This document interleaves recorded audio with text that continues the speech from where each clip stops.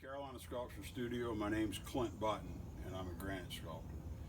Back for the second video on my Corsa Record project, and I want to do a quick overview of some of the project details because it's easy for me, after studying this for the last few years and going nuts trying to find out every little detail I could about these bikes, to assume that people know what I'm doing and why I'm doing it. And so this will be a quick overview of some of the details on the bike that I know and that I can share. I'm not planning to do any huge modifications to the actual engine. This is a V700. I'm not planning on boring it out, putting 750 cylinders. The original two bikes, I believe, were 742 cc's to compete in the 750 class and 757 cc's to compete in the 1000 class. This one is a 700. I'm just going to leave it like that. I like 67 stuff. I got a 67 Galaxy, and we got other 67 stuff, so I'm good with that. And I'll try to present some things so that you understand where I'm going and what I've been able to identify. The original bikes were not street legal, and so they didn't matter about things like lighting. I'm doing my seat. The original seat was fiberglass, and this is one of the design concerns I mentioned. Where it bolted, it deflects it so it's concave, almost like a later Ducati, like 750, 900 seat. And so that shape's a little different to me, so I don't know. I may change that. I used a taillight off of a late 50s, comment on a late 50s Ducati. I love the shape. It fits the seat well. I hate seeing bikes like this that have this stuck on Harley limp dick light or cheap light or Model A light. This is a motorcycle light. It's CEV, made in Italy, everything. So I'll set this aside. The frame rails have been bobbed in order to save some weight. Hangers are added for the reverse cone megaphones, which I've made up my first set here, and they will mount approximately like this. I have to fix these tapers. The head pipe will curve into the frame and then run above this frame rail, and then rear sets will be mounted, and so they'll mount right in this area, of course right through this pipe. And so and then they've got a long hanger that mounts there. That's approximately what the brake stay rod is on the rear brake stay. They had a short fender that only went up under the seat. I'm going to have a little bit longer fender to give me a little more coverage and hopefully work out something for a taillight license plate bracket. The original fender, from what we've been able to find, was handmade, but it was then split and welded down the center, and it's got a brace inside of it. So there's a little bit of rework. I'm not going to put a weld bead on there just to be accurate. This is a fun bike. I'm not going that far.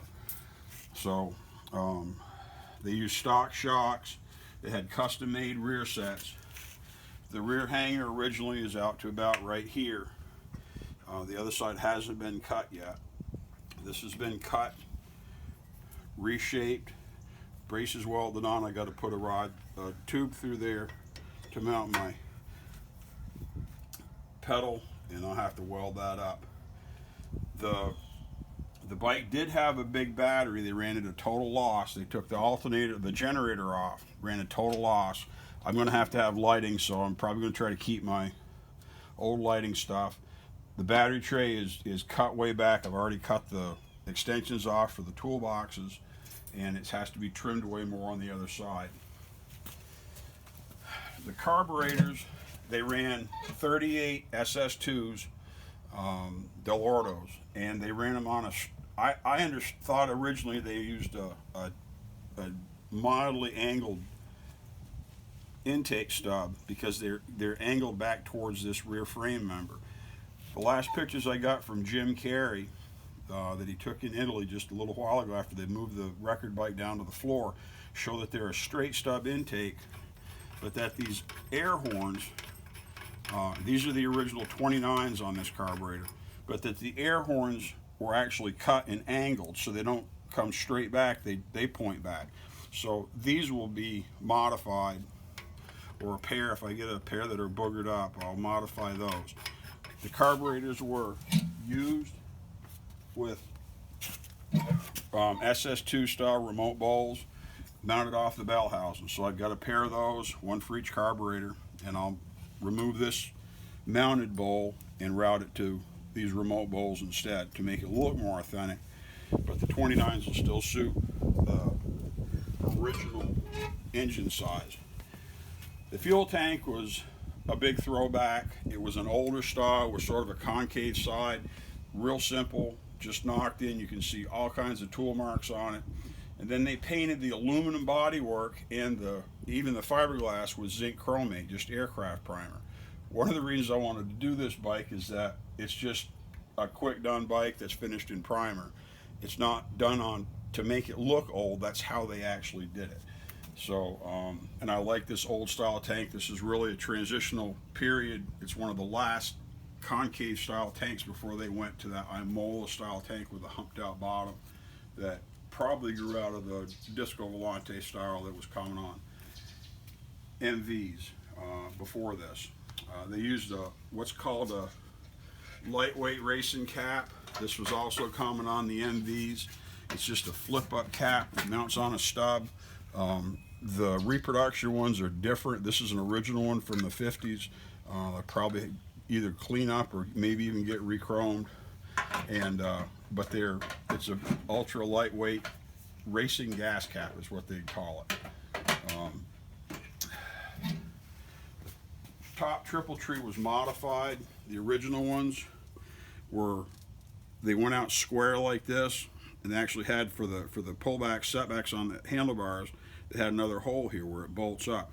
This one was modified by a friend who's building a similar bike, replica of a record bike, but this is specific to a V700, which has a different offset in the plates than an Ambassador, so it's a little steeper, it steers a little faster, which is not as ideal for high-speed riding. You want it to track a little straighter. So he wasn't going to use this, and I was able to buy this from him. He made the top plate, and the top plate needs to be reworked because it doesn't bolt under these main bolts, nuts like he had designed it. So I'll make a new one. But for now, that's pretty good. Because my bikes, two more things. Tried to figure out what the handlebars were, and apparently because Tonti had been involved with Aermacchi racing, they tended to use Manani style clip-ons on their original bikes. And these are different than a Tomaselli or whatever. They've got a pin with a circlip on it as opposed to a bolt with a nut on it. Got to make new levers. The original levers are gone. These are new old stock Mananis. I'm going to use the headlight, and so I've got to make some headlight ears for it to mount it. And I've been trying to think of what to do. I didn't want to stick some Tomasellis on there, the aftermarket ones. So I made a prototype with two carburetor style clamps, just like this clamp on my V7 Sport, with the same bolts. Made them out of aluminum and welded an ear up, and they'll mount up. I've got to change the angle a little bit because theoretically this bike ended up being somewhat of a prototype for the V7 Sport. So try to think what would be lightweight, and these I think are going to work. A couple of the other mods, they just pulled on the original bikes, they simply removed the tins so that it's got the exposed springs. I have not cut these chrome cups off yet, but on the original bikes these are cut off, so it's just the springs, another means to save weight. On the front end, more prototype stuff that ended up being prototype, in my opinion. They just took the rear fender stay, swung it up, welded on a little tab to bolt it to the fender, to the fork slider, to make it into a fork brace. It's very rudimentary. It's probably not real strong, but it's better than nothing. And but this is part of what they actually did. And then on the V7 Sport, they actually have the upper fender mount works in the same way as a brace. So, you know, even if it's on the front. But this is something that they did. They pulled the hubcap off, to save a little bit of weight. They also took the generator off and the cover off, belt cover off, and they had left the starter off. Now for the tank's not welded yet. I'm going to redo the tank now that I have better pictures. And but I've made up some standoffs, some mounts that are basically what's used on a Tonti frame to mount the tank. This just bigger mount.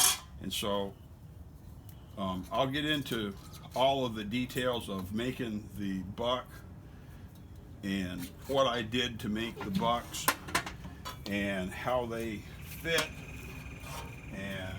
and all of that in future videos. So but I just kind of wanted to give you an overview of where this is going. I'll be retaining the starter. I don't know if I'll use the original starter rebuild or try to put on a later model like a Valero.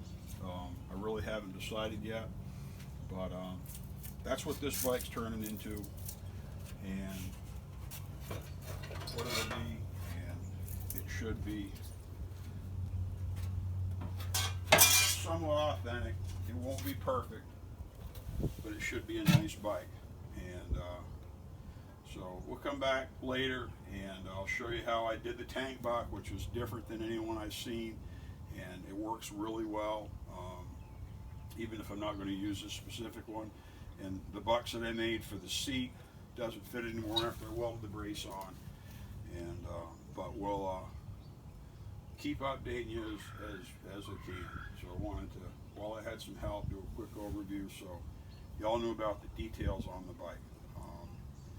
And that's about it. So once again, my name's Clint Button here at Carolina Sculpture Studio, working on my 1967 Moto Guzzi Corsa record.